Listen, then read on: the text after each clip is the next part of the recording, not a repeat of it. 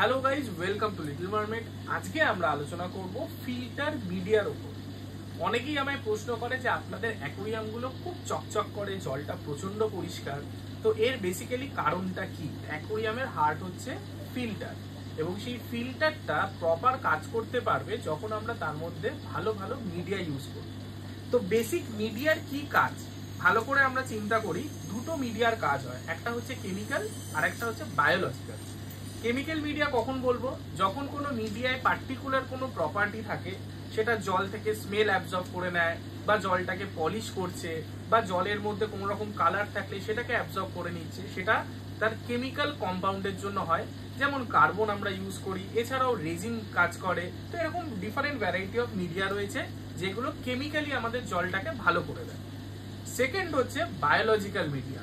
Biological মিডিয়াটা খুব important. সেটা কি করে না, এই মিডিয়াগুলো যেগুলো আমরা ব্যবহার করি তার মধ্যে প্রচুর পোর্স থাকে, অর্থাৎ ছোট ছোট ছোট ছোট গর্ত থাকে, এবং সেই গর্তগুলোর মধ্যে এতটাই ছোট হয় তার মধ্যে অনুবীক্ষণিক যে বেনিফিশিয়াল ব্যাকটেরিয়া থাকে তারা কলোনি করে, অর্থাৎ বাসা করে, এবং সেই বেনিফিশিয়াল ব্যাকটেরিয়ারা আমাদের অ্যাকোয়ারিয়ামের জন্য খুব উপকারী।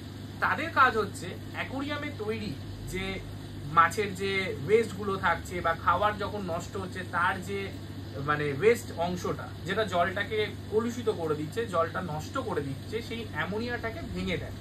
অর্থাৎ ওই বেনিফিশিয়াল ব্যাকটেরিয়ার খাবার হচ্ছে সেই নষ্ট হয়ে যাওয়া, পচে যাওয়া খাবার। তো ব্যাকটেরিয়াগুলো যদি এই অ্যাকোয়ারিয়ামের মধ্য থেকে সেই অবশিষ্ট যে মাছের খাবার বা ফিশের যে অবশিষ্ট পটি যেগুলো থাকছে সেইগুলো যদি খেয়ে ফেলে, তাহলে ডেফিনেটলি আমাদের জলটা ভালো হবে এবং জলের কোয়ালিটিটা আরো বাড়তে থাকবে।